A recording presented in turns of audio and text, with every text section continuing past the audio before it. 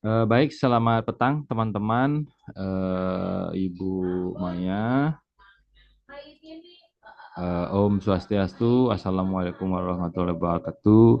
Salam sejahtera bagi kita semua. Salam, Namo Buddhaya, salam kebajikan, Rahayu Rahayu. Perkuliahan hari ini mata kuliahnya interaksi komunitas, tapi tidak ada salahnya seperti biasa sebelum memulai kegiatan. Kita berdoa dulu agar acara hari ini berjalan dengan lancar. Berdoa menurut agama dan kepercayaan masing-masing. Silahkan dimulai.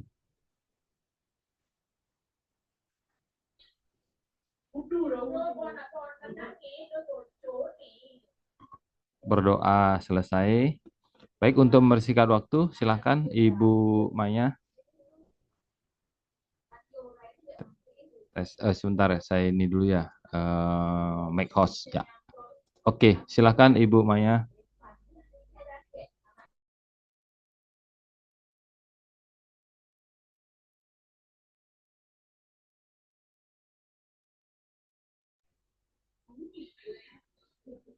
Suara Tes, belum terdengar, Bu. tes Ibu. Sebentar, mana ibunya? Tes Ibu Ibu Maya, silahkan. Mungkin nggak aktif ya mic-nya. Sebentar, saya chat beliaunya.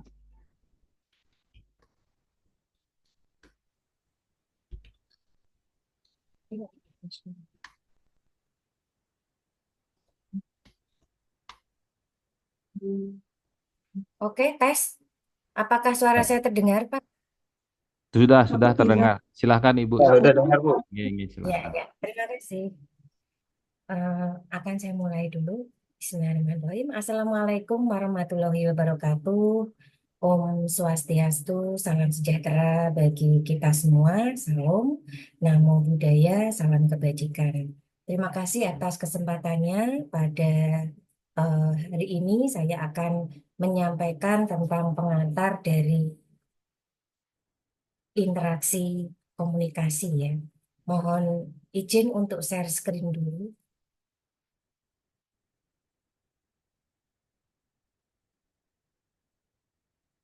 Apakah sudah terlihat? Sudah Ibu, silahkan. Terima kasih.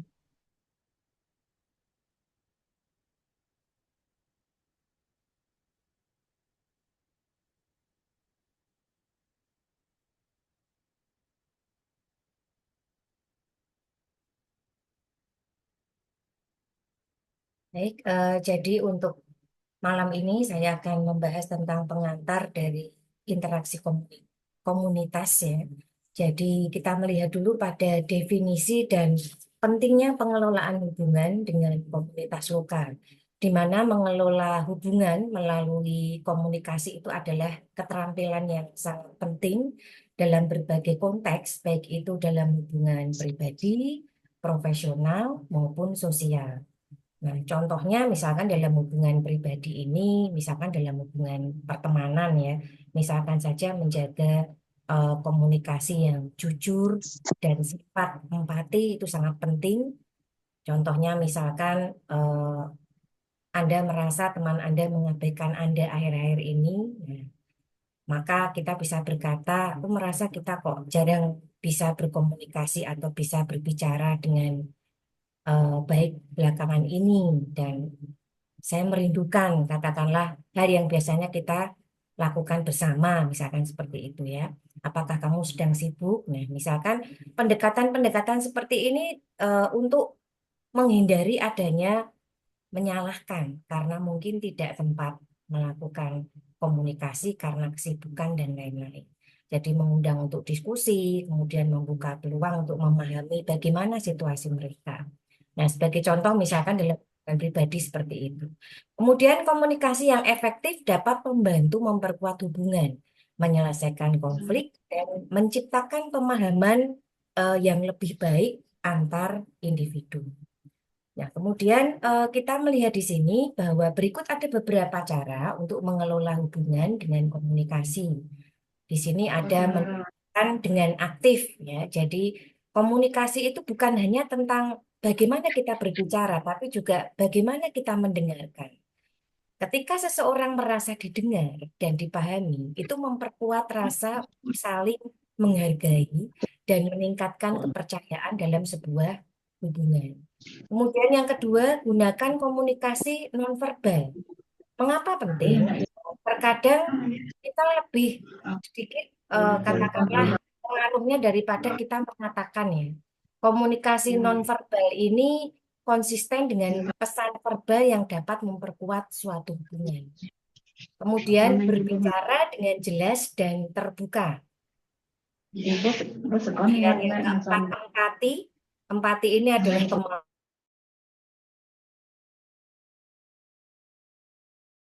merasakan apa yang dirasakan oleh orang lain. Seolah-olah kita itu berada di posisi mereka.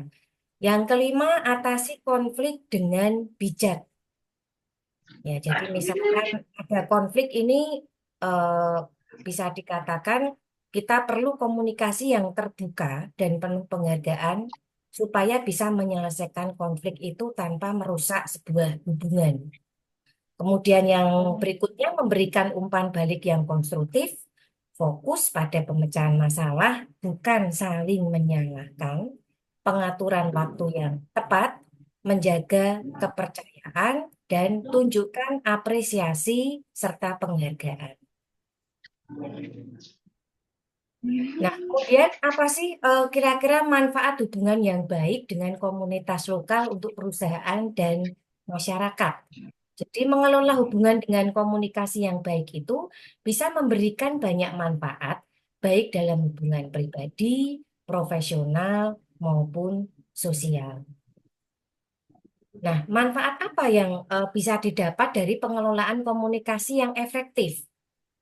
Jadi yang pertama adalah meningkatkan kepercayaan. Contoh, dalam hubungan pertemanan atau hubungan kerja ya, ketika seseorang merasa kita itu selalu memberikan informasi yang jelas dan tidak menyembunyikan sesuatu, maka di sini mereka itu merasa lebih nyaman dan cenderung untuk bisa saling berbagi seperti itu. Mereka percaya dengan kita seperti itu. Kemudian yang kedua, mencegah konflik dan memecahkan masalah. Misalkan di tempat kerja berbicara secara terbuka tentang perbedaan pendapat atau masalah yang timbul itu dapat mempercepat pemecahan masalah tanpa menambah ketegangan. Kemudian berikutnya memperkuat hubungan emosional, meningkatkan kolaborasi dan kerjasama, meningkatkan pemahaman dan toleransi, mempermudah penyelesaian konflik. Ya, jadi misalkan di tempat kerja ini yang kadang-kadang sering terjadi ya, jika ada konflik antara rekan kerja, nah, kemampuan untuk berbicara dengan tenang, mendengarkan perspektif dari pihak lain, dan berusaha mencari solusi bersama ini sangat penting untuk menjaga keharmonisan dari tim. Kemudian berikutnya ada meningkatkan kepuasan dan kualitas hubungan, meningkatkan efektivitas profesional, membangun jaringan dan koneksi, ya.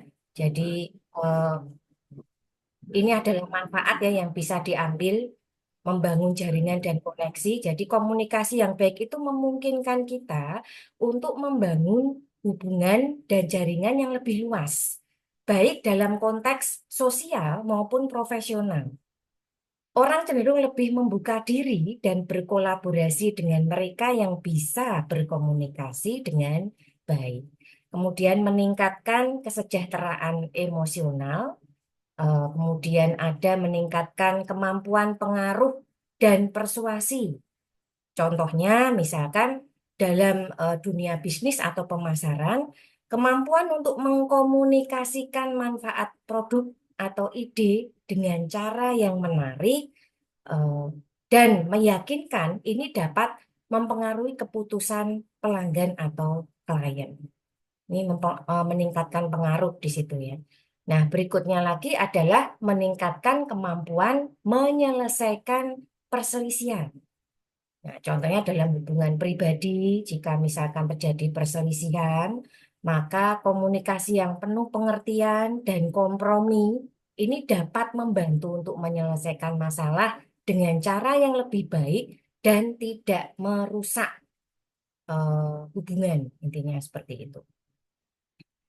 Nah, dari sini kita bisa membuat satu statement bahwa komunikasi yang baik itu adalah dasar atau fondasi dalam membangun dan mengelola sebuah hubungan komunikasi yang sehat dan produktif, baik dalam kehidupan pribadi, sosial, maupun profesional. Nah, manfaat yang kita dapat pun juga cukup luas ya. Jadi dari memperkuat ikatan emosional karena tadi ada timbul kepercayaan, kemudian kita jadi bisa lebih terbuka seperti itu ya, mencegah konflik, meningkatkan kolaborasi dan kesejahteraan emosional. Dengan mengelola komunikasi dengan bijak, maka kita tidak hanya memperbaiki kualitas hubungan, tetapi juga menciptakan lingkungan yang lebih harmonis dan mendukung. Nah, berikutnya prinsip dasar dalam membangun hubungan yang saling menguntungkan dengan komunitas lokal, di mana prinsip dasar komunikasi yang efektif ini sangat penting untuk memastikan bahwa pesan yang ingin disampaikan itu dapat diterima dan dipahami dengan baik oleh pihak-pihak yang terlibat. Nah, prinsip dasar dalam komunikasi yang dapat membantu mengelola hubungan dengan lebih baik diantaranya ada clarity atau kejelasan. Jadi, misalkan kita memberikan instruksi ya atau arahan, pastikan untuk menyampaikan informasi dengan singkat dan langsung ke intinya agar tidak menimbulkan kebingungan. Kemudian yang kedua, kesesuaian pesan. Penggunaan bahasa formal dan profesional itu lebih tepat, ya. Sementara dalam percakapan santai dengan teman, bahasa yang lebih casual mungkin bisa digunakan. Jadi kita bisa memilih ya style bahasa yang kita pergunakan ketika akan menyampaikan pesan. Nah, kemudian yang berikutnya adalah keterbukaan. Dalam hubungan, misalkan hubungan pribadi ya, berbicara tentang perasaan atau mungkin kekhawatiran secara terbuka, ini dapat meningkatkan kepercayaan dan lebih mendekatkan diri antara satu dengan yang lain. Karena udah opening ya di situ ya, udah istilahnya sudah saling terbuka seperti itu. Kemudian yang berikutnya kesadaran diri. Jika kita mungkin sedang marah, misalkan, kita mungkin perlu menahan diri untuk tidak menyampaikan pesan secara impulsif yang dikhawatirkan itu dapat menyakiti perasaan orang lain ya. Nah, ini yang kesadaran diri ini yang perlu kita eh, tanamkan dan perlu kita sadari di sini ya bahwa jangan sampai pada saat marah itu langsung kita mengeluarkan kata-kata yang mungkin belum bisa difilter dulu sebelumnya. Kemudian yang berikutnya ada konsistensi. Jadi ini konsisten antara verbal dan non-verbal. Jadi biar tidak membingungkan atau meragukan audiens. Berikutnya ada empati, ada fleksibilitas, ada fokus pada tujuan, penggunaan bahasa yang tepat, ya. Penggunaan bahasa yang tepat itu penting. Misalkan berbicara dengan orang yang tidak memiliki latar belakang teknologi, mungkin ya gunakan bahasa yang sederhana dan hindari jargon-jargon yang mungkin membingungkan. Gitu. Nah, kemudian berikutnya adalah mendengarkan secara aktif. Ada penghargaan dan rasa hormat, nah ya, atau respect juga. Kemudian ada feedback yang konstruktif. Kemudian ada kesabaran di sini ya, Aman, Pak. atau patience. Nah, untuk kesabaran ini misalkan dalam sebuah diskusi ya, katakanlah jika ada Aman, ketidaksepakatan aman, itu, aman, kesabaran diperlukan untuk memberikan aman, aman. kesempatan bagi semua pihak untuk mengungkapkan pandangan mereka tanpa terburu-buru seperti itu. Nah, berikutnya lagi kita membahas tentang tantangan umum dalam pengelolaan hubungan dengan komunitas lokal, di mana mengelola komunikasi dalam sebuah hubungan, baik pribadi maupun profesional, ini dapat Terus ya. menghadapi berbagai tantangan. Nah, tantangan ini Yang sering muncul karena dimarahin kamu tadi. perbedaan gaya Mana, aman. komunikasi, Oh, mana, konflik aman. Kamu kan dimarahin ngapain, aman? situasional, Oke, mohon maaf, slide-nya berhenti. Pak Putu, Pak Putu monitor. Oke, Sudah Ibu, sudah. ya, Coba nggih nggih. Nggih, sampun. Ya. kenapa tadi ya.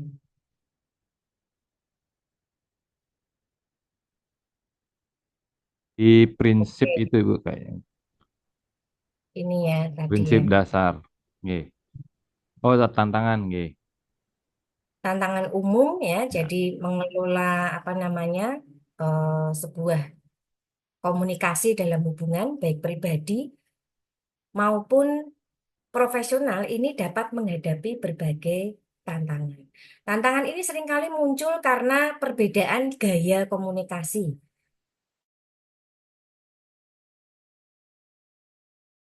Mempengaruhi cara orang itu berinteraksi. Nah, berikutnya ada tantangan umum dalam komunikasi. Yang pertama adalah perbedaan gaya komunikasi. Nah, solusinya bagaimana kalau kita memiliki gaya komunikasi yang berbeda-beda seperti itu? Menyadari perbedaan itu penting ya, dan berusaha untuk melakukan penyesuaian diri dengan gaya komunikasi orang lain dapat membantu mencegah ketegangan. Ketersediaan untuk mendengarkan dan menyesuaikan diri dengan orang lain itu menjadi sangat penting. Nah, berikutnya salah paham dan misinterpretasi. Jadi, memastikan bahwa pesan yang disampaikan itu jelas dan mengonfirmasi pemahaman kepada pihak lain. Jika ada kebingungan, jangan ragu untuk meminta klarifikasi atau mengulang informasi dengan cara yang mungkin lebih mudah dipahami. Berikutnya ada komunikasi nonverbal yang tidak sesuai. Jadi, komunikasi nonverbal itu seperti ekspresi wajah, bahasa tubuh, dan nada suara. Nah, itu dapat membingungkan atau bahkan bertentangan dengan pesan verbal. Misalnya seseorang mengatakan, saya tidak masalah, gitu ya. Tetapi wajahnya menunjukkan tanda-tanda ketidaksetujuan. Jadi antara wajah dengan ucapan itu kurang sinkron, gitu ya. Nah, ini kita bisa lihat dari komunikasi nonverbal yang tidak sesuai. Nah, kemudian emosi yang menghalangi komunikasi. Eh, Mengelola emosi ini adalah cara yang sehat, dengan cara yang sehat ya, seperti mengambil napas dalam yang agak panjang gitu ya. Kalau misalkan kita dalam situasi di mana kepingin marah, kepingin mengungkapkan sesuatu yang mungkin tidak sesuai dengan apa yang di hati kita misalkan ya. Nah, ini kemudian berusaha untuk menenangkan diri atau menunda percakapan jika perlu. Kalau memang pada saat itu kondisi pribadi kita emosional kita tidak begitu baik ya, mungkin kita bisa pending dulu untuk melanjutkan percakapan seperti itu supaya tidak terjadi masalah atau konflik ya. Kemudian kurangnya waktu dan perhatian. Kemudian ada lagi pengaruh teknologi. Nah, untuk komunikasi digital seperti sekarang ini ya ada email, pesan teks, medsos ya. Seringkali itu memberikan nuansa emosional dan dapat menimbulkan salah tafsir. Kita lihat saja misalkan ada satu video yang mungkin hanya diambil sekian detik atau sekian menit dari video aslinya dan itu sudah di-share di media sosial itu netizen itu luar biasa ya untuk apa namanya memberikan komentarnya. Nah, ini sudah menunjukkan bagaimana pesan emosional mereka seperti itu ya. Nah, jadi ini yang kita lihat dari pengaruh teknologi tadi. Kemudian berikutnya ada keterbatasan bahasa dan jargon. Ada lagi kebiasaan mendominasi percakapan. Nah, ini mungkin sesuatu yang kadang-kadang ada beberapa orang yang belum sadar gitu ya. Jadi, gimana solusinya kalau ada kebiasaan seperti ini? Memberikan kesempatan pada semua pihak untuk berbicara dan mendengarkan pendapat mereka dengan aktif. Menjaga keseimbangan dalam percakapan itu penting ya, agar tidak ada yang merasa terpinggirkan atau ditinggal seperti itu. Perbedaan nilai dan budaya, ketidakmampuan menangani konflik, nah ini yang agak penting juga. Jadi seringkali konflik itu tidak ditangani dengan baik. Orang cenderung menghindari masalah atau berkomunikasi secara defensif yang justru akan memperburuk situasi. Nah, solusinya bagaimana? Menggunakan keterampilan komunikasi untuk menyelesaikan konflik secara konstruktif, seperti berbicara dengan tenang, ya, menghindari menyerang pihak lain, dan berfokus pada pemecahan masalah bersama. Nah, kemudian keterbatasan dalam memberikan umpan balik dan ketergantungan pada media sosial. Oke, nah dari apa yang disampaikan tadi ada semacam kesimpulan di sini bahwa dengan mengelola komunikasi dengan bijak, kita tidak hanya memperbaiki kualitas sebuah hubungan, tetapi juga menciptakan lingkungan yang lebih harmonis dan mendukung. Prinsip dasar komunikasi adalah fondasi untuk berkomunikasi dengan efektif dan membangun hubungan yang sehat. Kunci untuk mengelola tantangan komunikasi itu adalah kesadaran diri, ya. Jadi ini kembali ke diri kita masing-masing, bagaimana kita bisa mengelola emosi kita, ya. Bagaimana kita bisa memposisikan diri kita kepada mereka yang kita ajak berbicara atau berkomunikasi. Kemudian ada empati, ya, memposisikan bagaimana jika kita berada di posisi mereka seperti itu. Kemudian keterbukaan, karena ini penting supaya timbul kepercayaan atau trust dari siapapun yang kita ajak untuk berkomunikasi tadi, dan kemampuan untuk menyesuaikan diri dengan situasi serta orang yang sedang diajak berkomunikasi. Ya, jadi itu mungkin kesimpulan yang bisa saya berikan pada pertemuan kali ini. Mungkin kalau ada tambahan dari Pak Putu, atau mungkin kita buka untuk diskusi atau pertanyaan. Silahkan. Monggo Pak Boleh, Putu. boleh itu Mas Asis kayaknya, Mas Esis. Mas Silakan Mas siapa? Esis. Ya, Pak. Ya. Mas Esis Oke. silakan. Nggih. Selamat malam, Bu. Selamat malam ya. Saya mahasiswa dari Denpasar. Mungkin saya mau Suaranya minta mohon tips. maaf agak kurang jelas. Ya, pelan-pelan Mas. Oke, saya mau minta tips, Bu. Ya. Gimana sih mengontrol emosi? Masalahnya kadang-kadang yang dikasih tahu tuh susah. Kadang-kadang emosi yang meledak-meledak. Mungkin Ibu punya tips untuk bisa mengontrol emosi. Itu, Bu. Oke. Yang Ya. kedua, itu saya minta fotokopinya, Bu. Yang kemarin juga belum dikirim. Yang sekarang kalau bisa saya juga mau minta Bu untuk materinya biar Oh saya iya. simpan untuk pegangan. Oke, oke ya. Nggih. Eh, Terima kasih. mungkin mungkin kalau untuk materi nanti bisa langsung ke Pak Putu ya. Sepertinya kemarin Ya. sudah kirim, iya. Nggih, Nanti nggih biar. nanti Ibu. Nggih. Nggih Oke, itu. ini saya akan jawab dulu pertanyaan dari Mas Esis. Terima kasih untuk pertanyaannya. Jadi ini minta tips untuk mengontrol emosi ya. Jadi mengontrol emosi ini memang satu kemampuan yang dapat membantu kita untuk menghadapi berbagai situasi dengan lebih tenang dan bijak. Nah, tipsnya adalah yang pertama, kita harus kenali dulu emosi kita sendiri di sini. Ya, misalkan saja marah itu seperti apa sih? Kecewa itu seperti apa? Takut itu seperti apa? Nah, ini emosi-emosi seperti ini kalau kita mengenal, maka kita nanti akan lebih mudah untuk mengarahkannya kemana emosi kita ini maunya. Kalau saya marah, berarti ada sesuatu di situ, ataukah mungkin hal yang salah, misalkan ya. Kecewa, oh ada yang tidak adil di sini, ada yang nggak sesuai, misalkan ya. Takut, oh, ada apa di sini? Nah, ini yang kita kenali dulu emosi apa yang kita miliki di sini. Kemudian yang tips yang kedua, berhenti sejenak. Jadi ketika emosi itu mulai memuncak, ambillah jeda. Hitung hingga 10 ya. Tarik napas dalam-dalam atau alihkan perhatian sejenak untuk mencegah reaksi impulsif. Jadi kalau misalkan kita lagi emosi saat ngobrol atau ngomong dengan seseorang, ya lebih baik kita diam dulu. Kalau memang tidak bisa katakanlah mengontrol emosi pada saat itu kita udah diam masih saja ada perasaan bergejolak dalam hati ya emosi kita malah tambah nggak karu-karuan, kita keluar aja, tinggalin aja.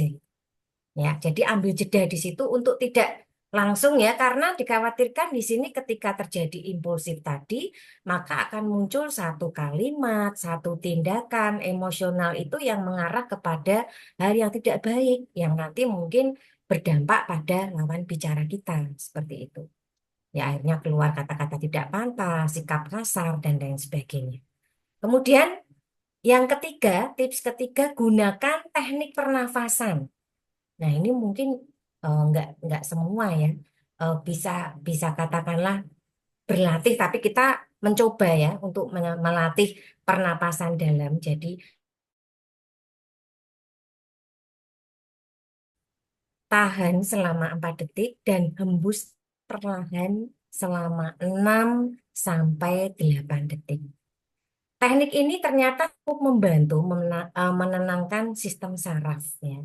Jadi biasanya sih buat yang suka olahraga ini ada juga di yoga ya, biasanya kayak gitu. Tapi kalau kita harian misalkan memang seperti itu, kita coba lah mulai sekarang seperti itu untuk menapas selama kurang lebih 4 detik, kemudian kita hembuskan perlahan 6 sampai 8 detik. Nggak ada salahnya mencoba ya. Kemudian yang berikutnya, berpikir sebelum bertindak. Nah, ini yang agak agak susah ya Mas Esis, karena kadang-kadang emosional kita itu ketika sudah meledak, sudah lebih tinggi itu hanya emosi saja yang kita pikirkan.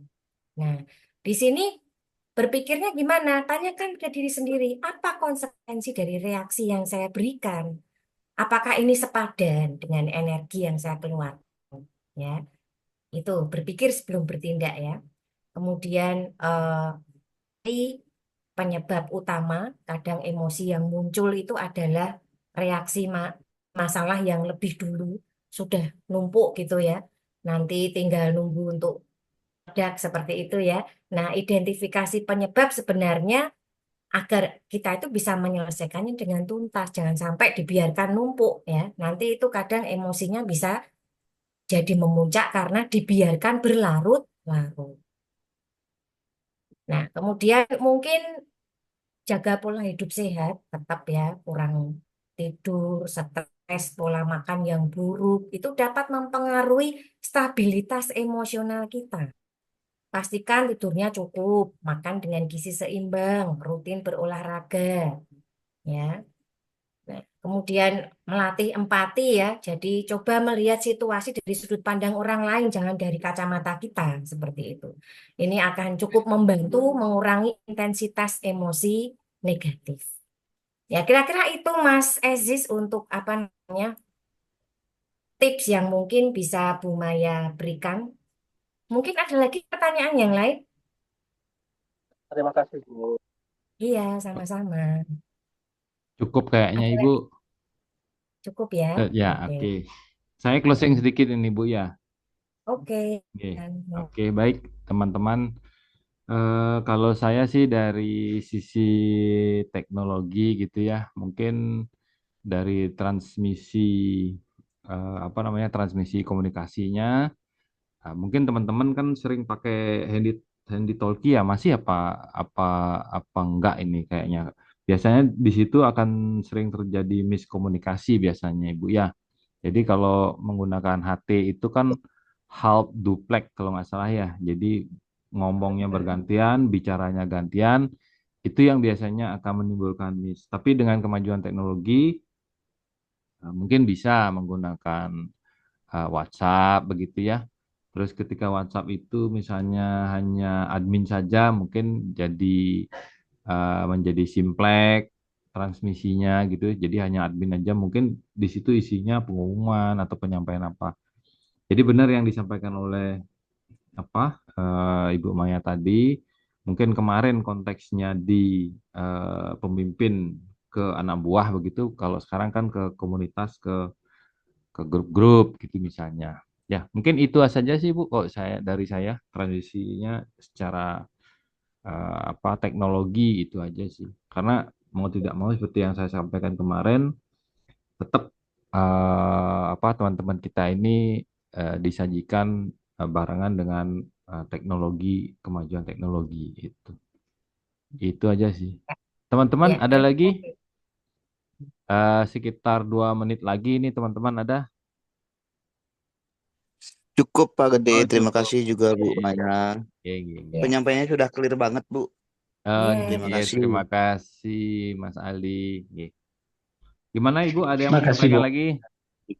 Saya kira ya next time kita bisa ketemu lagi. Terima Oke, kasih. oke, Ya, oke. Terima kasih semuanya. Baik teman-teman, kegiatan hari ini penyampaian materi interaksi komunitas saya kira cukup. Nanti kita ketemu lagi, informasinya ada di grup. Sekali lagi terima kasih. Saya tutup. Selamat petang, selamat malam. Om Santi Santi Santi Om. Silakan boleh Waalaikumsalam. Lid. Nggih. Terima malam kasih Bu semua. Maya, terima kasih. Ya, terima kasih juga Pak Putu. Terima kasih Nggih. semuanya. Terima Silakan. kasih Bu Maya, terima kasih Pak Gede. Nggih, Ya. Terima Terima kasih. kasih. Terima kasih.